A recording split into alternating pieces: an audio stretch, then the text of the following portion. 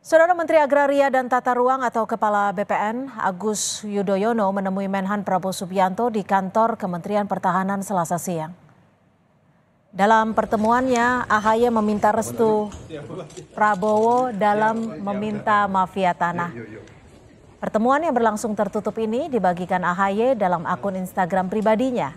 AHY bilang dirinya belum sempat bertemu dengan Prabowo sejak ia dilantik sebagai menteri pada 21 Februari lalu. Sehat ya Pak ya? Alhamdulillah ya. Alhamdulillah. Kemarin kami mohon maaf waktu. Dalam pertemuannya AHY ucapkan selamat atas pemberian gelar Jenderal Kehormatan yang diterima Prabowo. AHY juga berbagi cerita pengalamannya menemani Presiden Jokowi kunjungan kerja ke sejumlah daerah, termasuk IKN. Mengenai perannya sebagai Menteri ATR, AHY meminta restu pada Prabowo agar dirinya dapat memberantas mafia tanah. Menurut AHY, pemberantasan mafia tanah butuh sinergitas dengan jajaran TNI yang berada di bawah Kementerian Pertahanan.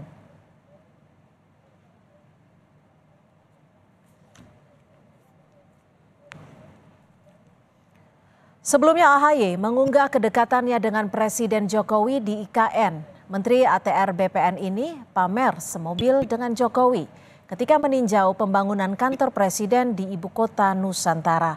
AHY bahkan memuji Jokowi mampu menghadirkan ibu kota yang memiliki karakteristik cerdas di IKN. Sangat senang dan berbangga jika pada akhirnya Indonesia memiliki sebuah pusat kebudayaan, pusat peradaban yang juga tinggi karena visi dari Presiden Joko Widodo dan kita semua pemerintah adalah menghadirkan sebuah ibu kota yang memiliki karakteristik yang cerdas, smart city. Setelah intens mengunggah momen kedekatannya dengan Presiden Jokowi selama di IKN, kini AHY memperlihatkan kedekatannya dengan Menhan Prabowo Subianto. Sinyal apakah yang sedang diperlihatkan putra sulung SBY ini? Untuk membahasnya sudah ada Kepala Badan Komunikasi Strategis Demokrat Herzaki Mahendra, juga ada Wakil Ketua Umum Partai Gerindra Habibur Rahman dan pengamat politik dari BRIN Firman Nur. Selamat petang, terima kasih sudah bergabung bersama kami di Kompas Petang. Ya, selamat petang rekan-rekan semua. Selamat petang, Mbak. Selamat petang. Mas Saya ke Mas Herzaki terlebih dahulu nih. Mas Herzaki, selain soal mafia tanah, apa yang dibahas AHY saat sowan ke Prabowo kemarin? Saya pikir apa yang dibahas oleh Kompas tadi sudah cukup jelas sebenarnya. Menyampaikan apa inti dari pertemuan tadi. Bagaimanapun kan Mas AHY ini seorang menteri yang bergabung di kabinetnya Pak Jokowi. Sedangkan Pak Prabowo ini kan tentunya yang sudah lebih lama bergabung sebagai senior di kabinet, tentunya wajar kalau beliau kemudian meminta masukan-masukan dan juga pertimbangan-pertimbangan. Nah, di antaranya juga bagaimana boleh berbicara mengenai sinergitas. Kita bicara mengenai menggebuk mafia tanah. Di dalamnya itu pasti kita harus kolaborasi dengan di antaranya unsur TNI. Nah, unsur TNI ini kan bagaimanapun di bawah koordinasi dari Kementerian Pertahanan. Nah, inilah yang menjadi penting pertemuan ini gitu. Ini kalau kita bicara secara teknis ya dalam konteks pertemuan sebagai sesama menteri. Memang di sisi yang lain sebenarnya kedekatan Mas AHY dengan Pak Prabowo ya jelas gitu. Bagaimanapun kan kami Demokrat mendukung penuh Pak Prabowo. Kita juga bisa lihat hampir di setiap kampanye Pak Prabowo, kampanye Akbar itu Mas AHY hampir selalu mendampingi.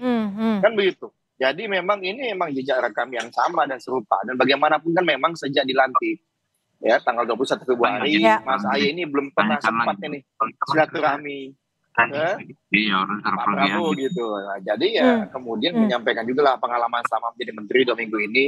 Bagian ada momen penting sebenarnya. Ini kan karena kami ini kan sama-sama di koalisi ya. Di Koalisi Indonesia Maju, ketika Pilpres ya kan.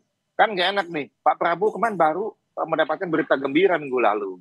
Ya, terkait soal itu, AHY juga sempat mengcaption minta maaf karena tidak bisa hadir. Tapi captionnya kok hilang ya? Kenapa tuh? Ya, saya belum lihat itu Mbak. Kenapa? Pastikan intinya kan, ya memang tidak bisa hadir karena kan waktu itu sedang di IKN kan begitu. Karena persiapan untuk IKN. Lagi belakang kita kan sebagai tugas tanggung jawab beliau hari ini adalah sebagai Menteri ATR BPN, itu yang menjadi fokus. Dan Pak Prabowo misalnya ketika tanggal 20 Februari sehari sebelum Mas AHY dilantik, itu menyampaikan dukungan yang luar biasa dan mengatakan selamat, ayo kita sama-sama ini soft landing, bantu Pak Jokowi soft landing sehingga Oktober 2024 ini pemerintahan ini bisa meninggalkan kesan yang sangat baik dan bisa mencapai target-target yang diharapkan gitu. Oke. Gitu, Pak. Bang Habib, kalau melihat AHY kemarin sempat intens bertemu dengan Jokowi, sekarang juga mendekatkan dengan Prabowo Subianto, Anda melihatnya seperti apa? Ya bagus sekali. Ini namanya segitiga emas persahabatan tokoh-tokoh bangsa, ya.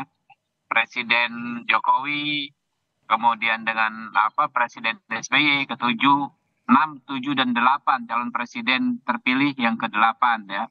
Dan Pak AHY ini kan ketua umum partai yang didirikan Pak SBY ya. Tentu satu frekuensi dengan ayahandanya ya. Jadi kalau Pak Prabowo itu senang sekali dengan sosok-sosok anak muda cerdas seperti Pak AHY ini. Beliau tentu menganggap Pak AHY ini bukan hanya karena kedekatan pribadi ya, sudah seperti anak beliau sendiri, tetapi memang istilahnya ya sosoknya yang persis seperti yang beliau cita-citakan tentang bagaimana membentuk karakter anak muda, pintar ya, kemudian berani ya, ngerti geostrategis ya, dan orangnya lapangan banget kan. Mas AHY ini kan orangnya lapangan banget. Ya. Persis Pak Prabowo. Jadi masih positif ya. Gitu. Jadi kalau ketemu beliau itu pasti seru banget ya, karena yang disampaikan, yang diceritakan, saling menceritakan itu hal-hal yang benar-benar nyambung gitu ya, benar-benar nyambung. Dan kita tahu Mas AHY juga ya dalam positioning politiknya kan sangat-sangat membantu Pak Prabowo.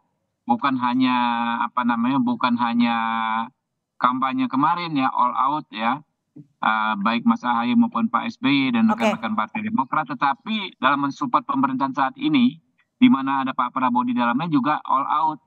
Oke, ini kan masih 8 bulan pemerintahannya. Anda membacanya ada usaha untuk mengamankan posisi nggak sih? Saya nggak lihat sepragmatis itu ya. Ini kan antar tokoh bangsa ya. Pasti yang dibicarakan hal-hal besar ya. Hal-hal bagaimana bangsa ini, bagaimana keberlanjutan atau legacy yang dicapai pemerintahan saat ini dan sebelumnya bisa diteruskan di masa yang akan datang. Makanya kan mereka bicaranya soal future ya. Future challenge dan lain sebagainya, future opportunity. Oke, baik, kami tangkap. Saya ke Mas Firman. Mas Firman, kalau bacaan politiknya Anda melihatnya seperti apa?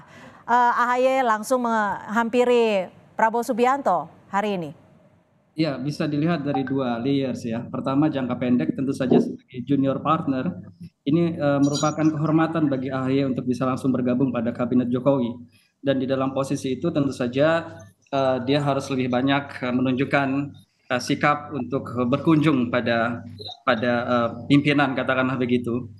Sehingga itu hal yang wajar kalau kemudian dia melakukan TikTok gerakan baik ke presiden yang sedang memerintah dan presiden yang mungkin akan terpilih di masa yang akan datang begitu. Sehingga ini satu langkah yang saya kira normal untuk memupuk dan makin membangun komunikasi di antara keduanya begitu ya, tokoh yang saat ini sedang pegang peranan begitu. Nah, tapi untuk yang berikutnya saya kira juga ini bentuk aba-aba juga bahwa ke depan yang akan memimpin tentu saja orang baru, bukan lagi Pak Jokowi, ada elected presiden istilahnya, dan itu akan lebih baik kalau memang ada suatu kedekatan yang juga semakin erat dan semakin baik, semakin solid yang dibangun sejak dini begitu ya, untuk menjemput apa yang akan terjadi di masa-masa yang akan datang, di mana pada masa yang akan datang itu tentu saja Pak Prabowo akan menjadi sosok utama yang pegang peranan, yang pegang kekuasaan, yang dari situ dia bisa melakukan apapun untuk menjalankan visi misi dan agenda politik yang selama ini sudah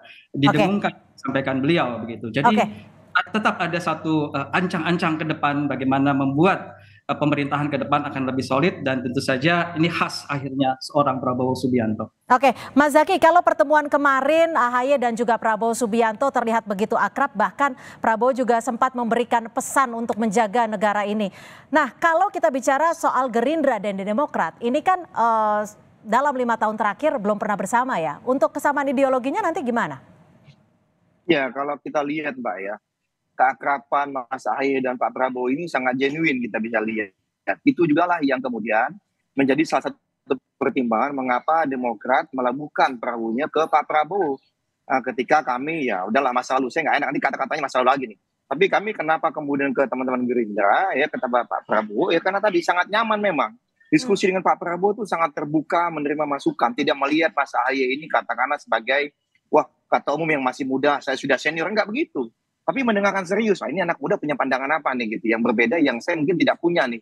Nah, jadi orang yang sangat ingin tahu. Nah inilah yang sangat penting yang kita lihat juga bagaimana sikap seorang Pak Prabowo ini yang membuat kami nyaman nih. Termasuk ketika saya rasakan betul Mbak, 17 September kami berapa rombongan pengurus inti Demokrat waktu menyatakan dukungan kepada Pak Prabowo mendampingin Pak SBY dan Mas AHY, terasa betul itu chemistry-nya.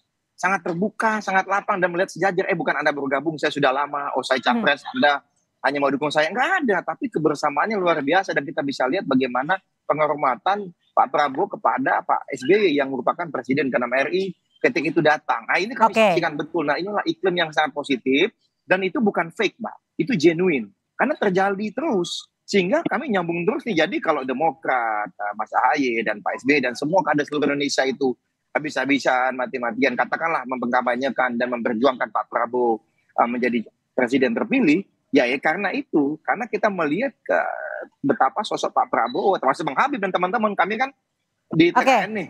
Terbuka sekali Mbak. Baik, kami tangkap terbuka dan genuine, terlihatnya seperti itu. Saya ke Mas Firman, kalau disebut genuine dan sangat terbuka, sangat bisa dikatakan seperti bertukar pikirannya lebih gampang gitu, Anda melihatnya gestur dari AHY ini seperti apa? Mana lebih dekat, ke Jokowi kah atau ke Prabowo kah? Ya, kalau kita lihat track record tentu saja ada sense of being opposition of Jokowi government ya. Jadi Demokrat itu masih mempunyai kesan sebagai oposan terhadap Jokowi dan dalam hal ini tentu saja dia menjadi lebih dekat secara chemistry ke Prabowo begitu ya. Dan ikatan-ikatan ini memang ikatan-ikatan yang pragmatis karena di Indonesia ini ikatan ideologis saya kira sudah cair dan ikatan pragmatis ini yang memungkinkan ke depannya hubungan itu akan menjadi lebih solid karena kita memahami bahwa bagaimanapun ada sense of being opposition di dalam pemerintahan Jokowi begitu. Nah, dalam hal ini tentu saja kita bisa lihat ke depannya satu partner yang bisa diajak dengan lebih taktis untuk membangun sebuah pemerintahan atas dasar dalam tanda kutip selera Pak Prabowo ke depan adalah memang Demokrat karena kedekatan tadi yang sudah disampaikan oleh Zaki dan juga memang suatu ikatan pragmatis yang juga memang mungkin Prabowo merasa bahwa Demokrat itu jauh lebih dekat kepada dirinya ketimbang kepada Pak Jokowi begitu. Oke. Gimana Mas Zaki? Apakah benar Demokrat lebih dekat dengan Prabowo dibandingkan dengan Jokowi? Tapi dijawabnya usai jeda. Tetap bersama kami di Kompas Petang.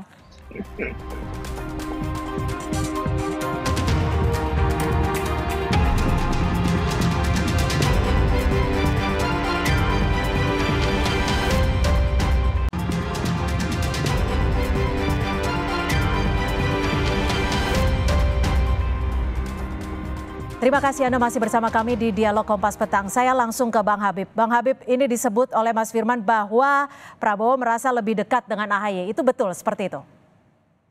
Ya, saya pikir nggak nyambung ya apa yang disampaikan Mas Firman dengan konteks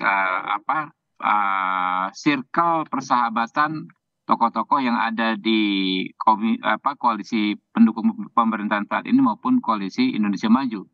Kalau namanya circle persahabatan seperti ini kan nggak ada siapa lebih dekat dengan siapa, yang adalah kesamaan frekuensi bersama soal bangsa ini saat ini dan ke depan. Jadi nggak perlu dikotomikan, nggak perlu dipertentangkan secara antagonis gitu loh. Tapi kan tadi disebut oposan juga, betul? Nggak ada. Mas AHY ya, Pak SBY pun mensupport pemerintahan saat ini, ya terbukti ya bersedia ya bergabung. Ya. Juga sama-sama punya frekuensi yang besar bagaimana keberlanjutan ini terus dipertahankan dan itu firm ya, itu firm ketika teman-teman bergabung mendukung Pak Prabowo ya.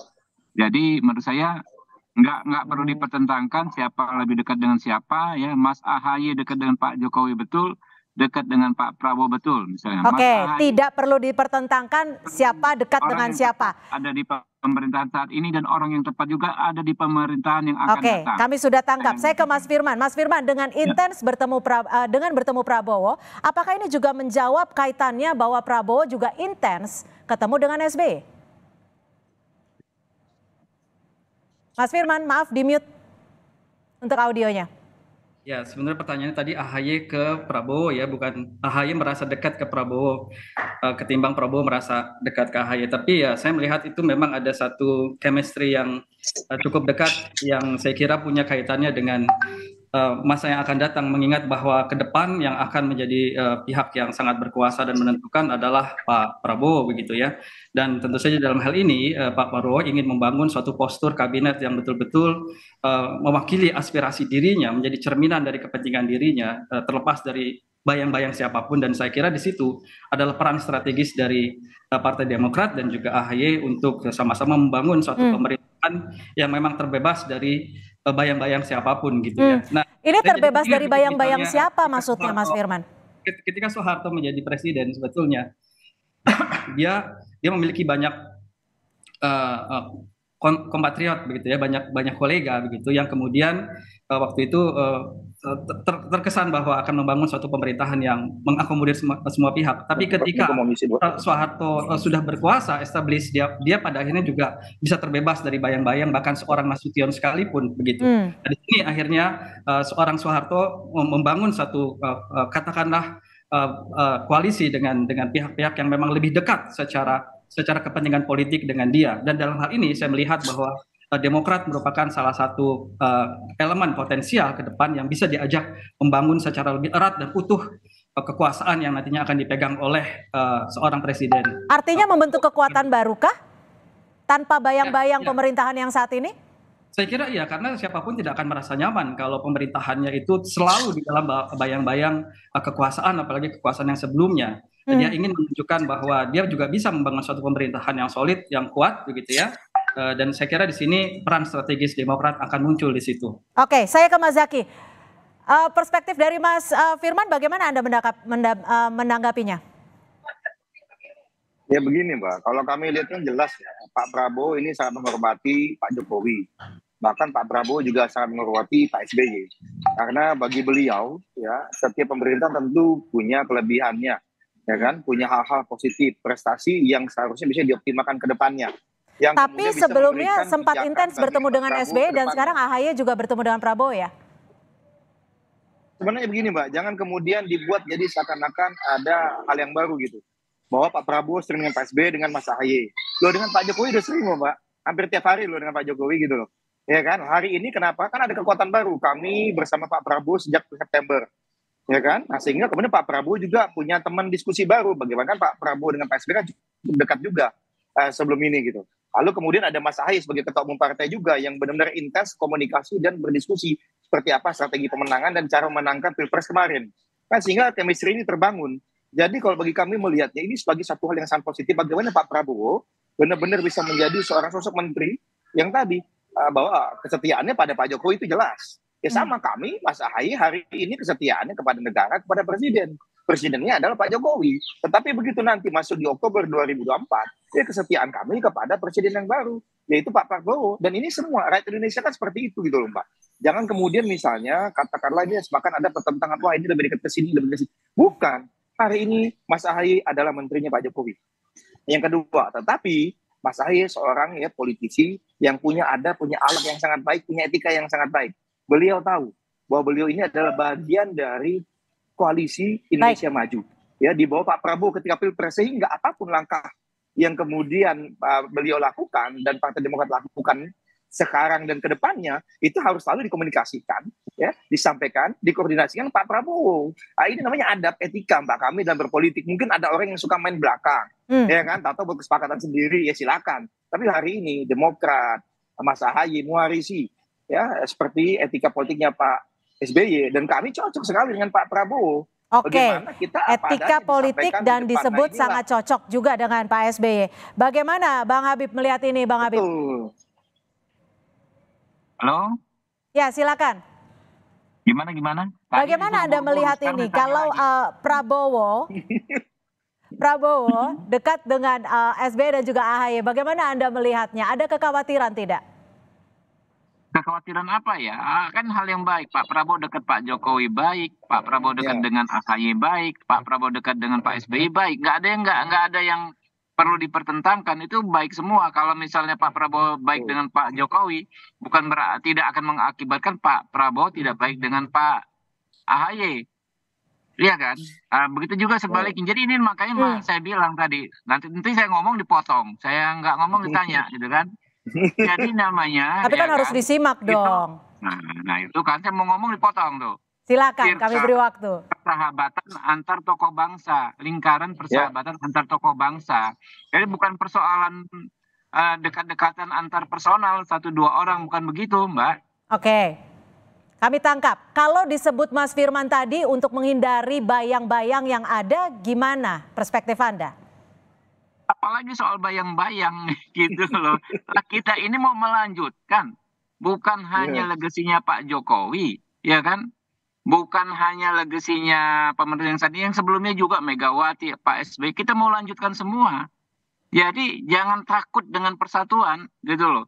Kok kita a priori dengan persatuan para tokoh bangsa?